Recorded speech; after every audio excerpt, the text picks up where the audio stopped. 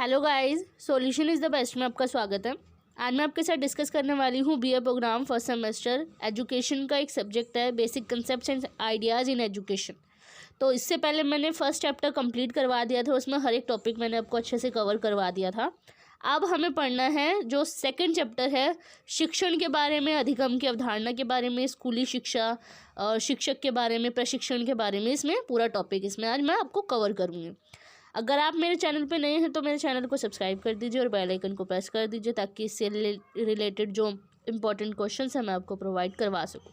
तो चलिए वीडियो को स्टार्ट करते हैं। अब सबसे पहले हमें जानना है कि शिक्षण होता क्या है। सबसे पहले ये मैं बता दूं आपको कि शिक्षण होता क्या है। शिक्षण होता है एक प्रकार से हम इंग्लिश में जिसे बोला जाता है टीचिंग।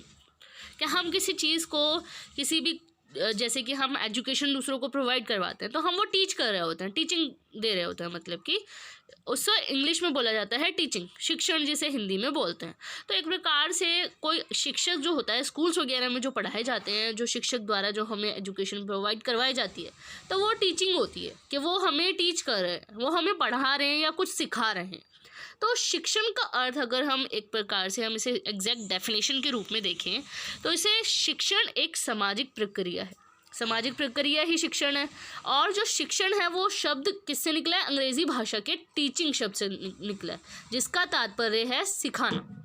शिक्षण एक त्रियामी प्रक्रिया है जिसमें शिक्षक और छात्र पाठ्यक्रम के माध्यम से अपने स्वरूप को प्राप्त करते हैं, अर्थात किसी विषय वस्तु को माध्यम बनाकर शिक्षक एवं शिक्षार्थी के बीच विचारों के आदान प्रदान या परस्पर अंतर प्रक्रिया को ही हम शिक्षण कहते हैं। अब देखो कि जो शिक्षण होता है जिसे इंग्लिश में टीचिंग बोला जाता है, जिसका मतलब होता है सिखाना। तो एक प्रकार से ये त्रिआयामी जो है प्रक्रिया है जिसमें छात्र, शिक्षक और जो चीज़ हम सामने वाले को प्रोवाइड करवा रहे होते हैं, जिसके थ्रू हम सामने वाले को प्रोवाइड करवा रहे होते हैं मटेरियल, या मटेरियल हो एक प्रकार से हम नॉलेज जिसे बोलते हैं कि हमने बुक्स वगैरह के थ्रू हम नॉलेज वगैरह हम गेन करते हैं शिक्षकों के थ्रू, टीचर्स के थ्रू। तो एक प्रकार से ये प्रक्रिया के रूप में इसे परिभाषित किया गया है, जिसका मतलब इसमें ये बताया गया है कि किसी विषय वस्तु को माध्यम बनाकर ही शिक्षक और शिक्षार्थी के बीच में विचारों का आदान प्रदान किया जाता है। अब स्कूल में देखा जाए तो जो हमारे टीचर्स होते हैं हमें एजुकेशन किसके थ्रू प्रोवाइड करवाते हैं? जो हमें पुस्तकें वगैरह मिली होती हैं, पुस्तकें जो बुक्स वगैरह हमें नॉलेज, हमें जिसके थ्रू हमें नॉलेज गेन करते हैं हम लोग, तो वो बुक्स वगैरह के थ्रू ही शिक्षक जो टीचर है और जो छात्र हैं उनके बीच में विचारों का आदान प्रदान होता है। तो उसे ही है कहा जाता है ये शिक्षण। तो शिक्षण की डेफिनेशन अगर हम संकुचित रूप में या व्यापक रूप में दोनों के रूप में देखते हैं कि क्या होता है, तो सबसे पहले है शिक्षण का संकुचित अर्थ।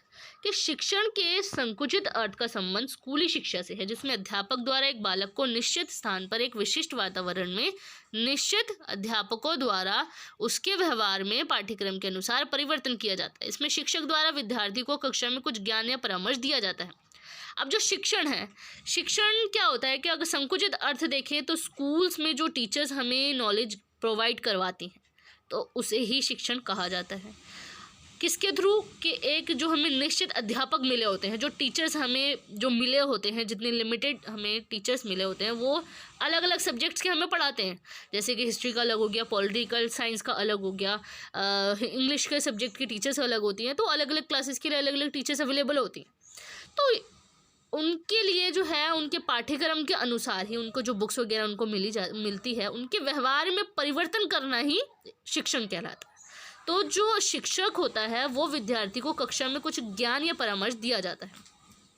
जो शिक्षक होते हैं, जो टीचर्स होते हैं स्कूल में, वो हमें नॉलेज ही प्रोवाइड करवाते हैं, जिनके थ्रू हम आगे अपना जो हमारा फ्यूचर होता है वो डिपेंड करता है। हमारा जो आसपास हमारा जो एनवायरनमेंट है उसमें चेंजेस लाने में शिक्षक की बहुत ज़्यादा महत्वपूर्ण भूमिका रहती है। तो एग्ज़ाम में ये क्वेश्चन भी पूछा जा सकता है कि जो शिक्षक है, मतलब कि किसी इंसान की, किसी छात्र की छात्र के सीखने में जो शिक्षक है उसकी क्या भूमिका रही है, ये भी पूछा जा सकता है उसमें कि शिक्षक की क्या महत्वपूर्ण उसमें भूमिका उसमें बताई गई। अब आता है जो प्राचीन काल में शिक्षा शिक्षक केंद्रित थी, अर्थात शिक्षक अपने अनुसार बालकों को शिक्षा देता था। इसमें बालक की रुचियों एवं अभिरुचियों को ध्यान में नहीं रखा जाता था। लेकिन वर्तमान समय में शिक्षा बालक केंद्रित हो गई है, अर्थात वर्तमान समय में बालक की रुचियों अभिरुचियों के अनुसार शिक्षा दी जाती है। अब आप लोग जानते हैं कि पहले के टाइम पे क्या होता था कि जितने भी टीचर्स हमें नॉलेज प्रोवाइड करवाते हैं वो अपने अकॉर्डिंग प्रोवाइड करवाते थे, कि जितने भी मटेरियल हमें दिया करते थे पहले के टाइम पर, जो स्टूडेंट्स वहाँ पे पढ़ा करते थे स्कूल्स वगैरह में, तो उनको वो शिक्षक अपने अकॉर्डिंग ही उनको पढ़ाया करते थे। लेकिन अब जो है, अब सब चीज़ जो है वो बालक केंद्रित हो गई है। क्यों? अब जितने भी स्टूडेंट्स हैं उनकी इंटरेस्ट के अकॉर्डिंग ही उनको नॉलेज और उनके जो एजुकेशन है उनको प्रोवाइड करवाई जाती है आज के टाइम में। अब शिक्षण का अगर देखा जाए तो व्यापक अर्थ क्या लिया जाएगा कि शिक्षण के व्यापक अर्थ में वह सब शामिल कर लिया जाता है जो व्यक्ति अपने पूरे जीवन में सीखता है। अर्थात शिक्षण का जो व्यापक अर्थ है वह है जिसमें व्यक्ति औपचारिक, अनौपचारिक और निरौपचारिक साधनों के द्वारा सीखता है। इसमें शिक्षार्थी जन्म से लेकर मृत्यु तक अपनी समस्त शक्तियों का उत्तरोत्तर विकास करता रहता है। अब जो है सीखने के जो ये दृष्टिकोण है, साधन जो है, औपचारिक हो गया, अनौपचारिक हो गया और निरौपचारिक साधन, इसके बारे में मैंने आपको फर्स्ट चैप्टर में बताया था, इसके विभिन्न रूप के बारे में कि सीखने के क्या क्या रूप थे, औपचारिक रूप से कैसे सीख सकते हैं, फॉर्मल इनफॉर्मल के बारे में मैंने बताया था आपको कि स्कूल की लैंग्वेज अलग होती है, घर में सीखने की अलग होती है, और फिर बाहर जो हमें नॉलेज गेन होती है यूनिवर्सिटीज़ में, बाहर एनवायरनमेंट में कैसे कैसे चेंजेस आते हैं, उसके अकॉर्डिंग जो बच्चा है वो सीखता है। तो ये अलग अलग डिफरेंट टाइप्स ऑफ जो है इनके साधन है, साधन के रूप में अगर देखें तो ये जो उसी के थ्रू ही एक बच्चा सीखता है। तो इसका व्यापक अर्थ रूप में कैसे ले सकता है कि जो व्यक्ति है, अगर कोई हम ही है, हम या आप लोग जितने भी हैं, तो वो बचपन से लेकर बड़े होने तक, मृत्यु तक, जब तक वो जिंदा है, दुनिया में है, वो कुछ ना कुछ ज़िंदगी में सीखता रहता है। तो जो सीखना होता है उसे ही हम शिक्षण कहते हैं। बचपन में जब छोटा सा बच्चा दुनिया में आता है तो वो सबसे पहले माँ बाप से सीखता है बोलना सीखना, धीरे धीरे गुड़कना, फिर धीरे धीरे चलना सीखता है वो बच्चा। तो वो धीरे धीरे अपनी ज़िंदगी में जो है डेवलपमेंट करता रहता है। तो एक प्रकार से शिक्षण का व्यापक अर्थ के रूप में इसे बोला जाता है। अब शिक्षण की कुछ विशेषताएं वगैरह जान लेते हैं कि शिक्षण की विशेषताएं क्या है। शिक्षण का स्पष्ट एवं निश्चित लक्ष्य रखना, कि जो शिक्षण का जो स्पष्ट है उसका एक लक्ष्य होता है, स्पेशली कि कोई एक लिमिट्स होती है कि हाँ ये चीज़ वो सीख रहा है। दूसरा पॉइंट, छात्र प्रतिक्रियाओं को बढ़ावा देना, जो प्रतिक्रियाएं वगैरह होती रहती है, जितनी भी एक्टिविटीज़ उनकी लाइफ में होती रहती है इंसान के, तो उसमें बढ़ावा देना दूसरी चीज़। तीसरा है प्राप्त किए जाने वाले उद्देश्यों के प्रति छात्रों में रुचि का विकास करना, जितने भी उद्देश्य हैं उनको पूरा करने के लिए, उसको प्राप्त करने के लिए छात्रों में उनके लिए एक इंटरेस्ट पैदा करना, उसका विकास करना शिक्षण का काम होता है। अब आता है जो छात्र है वो नेतृत्व एवं उत्तरदायित्व को प्रोत्साहित देना, कि जो छात्र का नेतृत्व होता है, लीडरशिप को ज़्यादा इन्वॉल्व करना, उत्तरदायित्व को बढ़ावा देना, उसको प्रोत्साहित करना, इसकी विशेषता है। कार्य को छात्रों की क्षमता एवं वातावरण के अनुकूल बनाना, जो शिक्षा है, शिक्षण जो है वो कार्य को छात्रों की क्षमता के अकॉर्डिंग ही, उसका जो एनवायरनमेंट है उसके अनुकूल ही उसको बनाया जाता है, कि ताकि जो छात्र है वो अच्छे से सीख सकें और जो अपना है डेवलपमेंट कर सके। और छात्रों का ध्यान को केंद्रित रखना, कि जो छात्र है उसका फोकस किस पर है, उस पर भी ज़्यादा फोकस करना।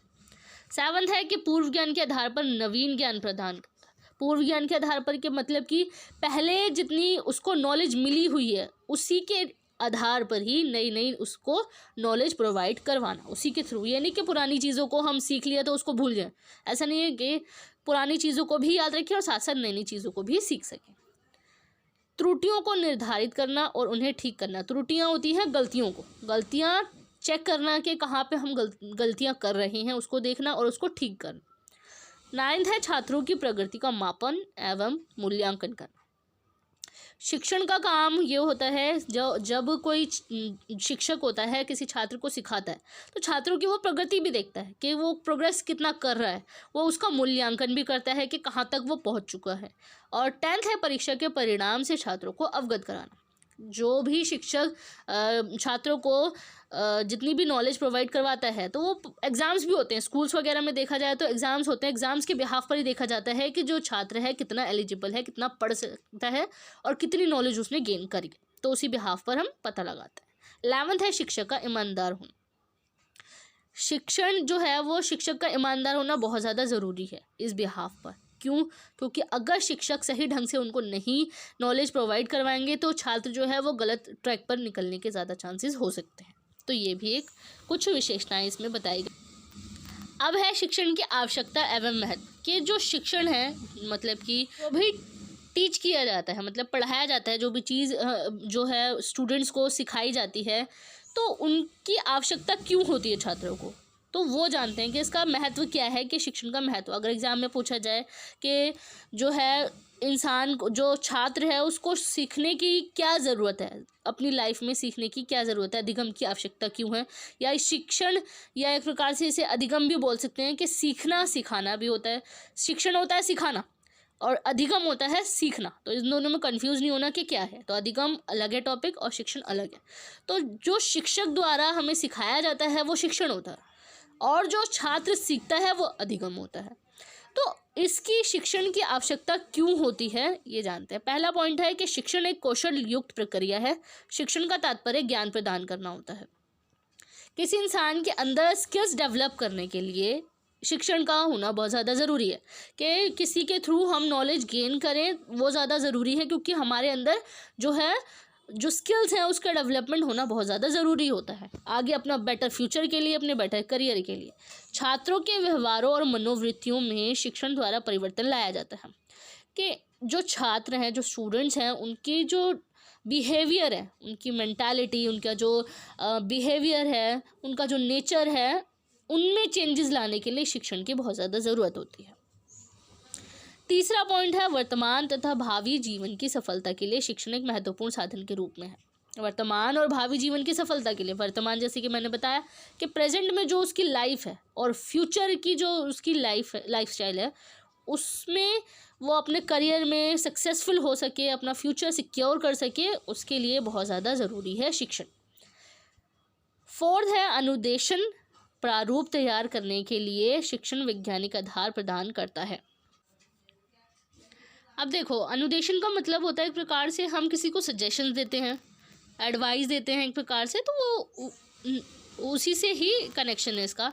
तो जो बच्चा होता है एक दूसरों को एडवाइस देने के लिए तैयार होता है किसी को, कि एक प्रकार से वो खुद चीज़ों को ना सीखकर वो दूसरों को सिखाता है। तो ये एक चीज़, ये जो है अनुदेशन प्रारूप ये तैयार करता है। फिफ्थ है छात्रों को ज्ञान प्रदान करने हेतु शिक्षण आवश्यक है। छात्रों को नॉलेज प्रोवाइड करवाने के लिए शिक्षण बहुत ज़्यादा ज़रूरी है, कि जो शिक्षक है वो जब तक दूसरों को नहीं सिखाएगा छात्र जो है वो नहीं सीख सकता। तो इसीलिए बहुत ज़्यादा ज़रूरी है कि वो जो शिक्षक है वो उसको नॉलेज प्रोवाइड करवाए, ताकि वो नॉलेज गेन कर सके। अब सिक्स्थ है शिक्षण छात्रों को सूचनाएं प्रदान करता है। जो शिक्षण है वो छात्रों को सूचनाएं देता है, कुछ नॉलेज वगैरह उनको, कुछ ऐसे सूचनाएं वगैरह होती हैं उनको प्रदान कराता है। छात्रों में विभिन्न योग्यताओं एवं क्षमताओं को विकसित करने के लिए शिक्षण आवश्यक है, कि विभिन्न प्रकार की जितनी भी एबिलिटी है उनको विकसित करने के लिए ही शिक्षण की बहुत ज़्यादा ज़रूरत है, स्किल्स डेवलप करने के लिए वो, ताकि जो शिक्षक है नई नई चीज़ों को जब तक वो सीखेगा नहीं छात्र शिक्षक के थ्रू, तो वो जो है उनके अंदर एबिलिटी जो है वो कंज्यूम नहीं कर पाएगा। तो ऐसा होगा कि उसको विकास करने के लिए, उसको विकसित करने के लिए शिक्षण की बहुत ज़्यादा ज़रूरत है। वो जब तक नई नई चीज़ों को नहीं सीखेगा वो आगे नहीं बढ़ सकता। तो इसीलिए ये बहुत ज़्यादा ज़रूरी है एक छात्र के लिए। 8th है शिक्षण छात्रों को जीवन के अनुभवों से अवगत कराता है। जीवन के में जो जितने भी एक्सपीरियंस मिलते हैं, हमारी लाइफ में जितने भी एक्सपीरियंस होते हैं, एनवायरनमेंट में रहकर या किसी भी चीज़ जगह रहकर, किसी के साथ रहकर, तो वो जो अनुभव है, जो एक्सपीरियंस हमें मिलता है, उससे अवगत कराना इसका काम होता है। तो ये कुछ विशेषताएं मैंने पॉइंट्स में बताई हैं आपको। आप इसे थोड़ा सा लेंथी करके आप इसे लिख सकते हैं। शिक्षण का टॉपिक यहाँ होता है कवर, कि शिक्षण होता क्या एक्चुअल में। शिक्षण के 4 अंग होते हैं। शिक्षण की प्रक्रिया जो होती है उसमें 4 अंग देखे गए हैं। जो शिक्षण होता है, हम सीखते हैं, सीखना सिखाना ये सब जो होता है इसका एक प्रक्रिया होता है। वक्ता, श्रोता, माध्यम, सूचना, ये 4 पॉइंट्स होते हैं जो शिक्षण के अंग माने गए हैं। अब वक्ता क्या होता है? जो स्पीकर होता है, जो बोलता है। श्रोता होता है सुनने वाला, और माध्यम किसके थ्रू हम जान रहे हैं, नॉलेज गेन कर रहे हैं, और जो सोच रहे हैं हम क्या नॉलेज गेन कर रहे हैं। तो ये 4 पॉइंट्स होते हैं शिक्षण की प्रक्रिया में होता है कि सीखने और सिखाने, मतलब कि सिखाने की ये अंग है पूरे, कि वक्ता कौन हो गया, कि जो हमें नॉलेज प्रोवाइड कर रहा है, तो वो वक्ता हो गया, स्पीकर हो गया, क्या हमें वो चीज़ गेन कर रहे हैं हम उस किसके थ्रू, सामने वाले के थ्रू। और श्रोता कि हम वो चीज़ सुन रहे होते हैं, श्रोता होते हैं हम, कि हम वो चीज़ हम सुन रहे होते हैं, सुनने वाले जिसे बोलते हैं। माध्यम कि किसके थ्रू हम सुन रहे हैं। अब हो गया जैसे कि रेडियो, टेलीविज़न, ये सब होते हैं माध्यम जिसके थ्रू हम सुन रहे होते हैं, जान रहे होते हैं कि क्या क्या चीज़ें हमें नॉलेज गेन कर रहे होते हैं हम इससे। और सूचना होती है, हम क्या सूचना, जो हमें नॉलेज है, जो चीज़ नॉलेज है, वो चीज़ हम क्या नॉलेज गेन कर रहे हैं, वो चीज़ हमें देखी जाती है। तो शिक्षण के 4 अंग होते हैं, ये प्रक्रिया के रूप में इसमें देखा जाता है। अब आता है जो शिक्षण और जो है अधिगम के बीच एक कड़ी है प्रशिक्षण की। शिक्षण तो समझ में आ गया कि सिखाना होता है, और एक चीज़ और है इसमें प्रशिक्षण। अब इसमें 2 चीज़ में डिफरेंस दे रखा है, शिक्षण और प्रशिक्षण में। बुक में भी दे रखा है थोड़ा सा, उसमें से भी पढ़ लेना, और मैं थोड़े से डिफरेंसेस मैं यहाँ पे भी बता देती हूँ कि शिक्षण और प्रशिक्षण में दोनों में डिफरेंसेस क्या है। सबसे पहला डिफरेंस इसमें यह है कि जो शिक्षण है और अधिगम है, इसके बीच की कड़ी है प्रशिक्षण। प्रशिक्षण का मतलब पहले मैं बता दूं, प्रशिक्षण को इंग्लिश में बोलते हैं ट्रेनिंग। हम कोई भी चीज़, कोई भी काम सीखते हैं तो उसकी ट्रेनिंग होती है, बार बार हम उसको चीज़ को रिपीट करते हैं कि वो चीज़ हम भूल ना जाए, तो एक प्रकार से वो ट्रेनिंग होती है। सामने वाला हमें कोई चीज़ सिखा रहा होता है, वो शिक्षण होता है। लेकिन जो चीज़ हमें ट्रेनिंग, जो चीज़ मिल रही होती है, हम बार बार उस चीज़ को कर रहे होते हैं, उसको ट्रेनिंग होती है एक प्रकार से, हम वो चीज़ ताकि हम भूल ना जाए। और प्रशिक्षण अर्थात ट्रेनिंग का अर्थ है कि किसी पेशे या कला कौशल की क्रियात्मक रूप में दी जाने वाली शिक्षा। ऐसी शिक्षा जो किसी पद्धति से या नियमित रूप से दी जाती हो। क्रियात्मक रूप में दिए जाने वाली शिक्षा कि हम वो चीज़ करें ताकि वो हमारी ट्रेनिंग शुरू हो, कि हाँ वो चीज़ हमने नॉलेज, अगर जो चीज़ हमने गेन करी है तो उस बिहाफ पे सामने वाला हमें ये चेक करे कि हाँ वो चीज़ हमें, नॉलेज हमें मिली हुई है। तो कौशलों के आधार पर वो क्रियात्मक रूप में दी जाने वाली शिक्षा होती है। कि अब स्टाफ होते हैं, जो भी हायर करती है, जो भी कंपनी अगर किसी भी स्टाफ को हायर करती है तो सबसे पहले वो चीज़ ये देखती है कि उसको सबसे पहले ट्रेनिंग पे रखती है कि वो चीज़ वो अच्छे से कर सकता है कि नहीं कर सकता, उसके बाद उसकी जॉब लगती है। तो ऐसे ही इसमें होता है प्रशिक्षण में।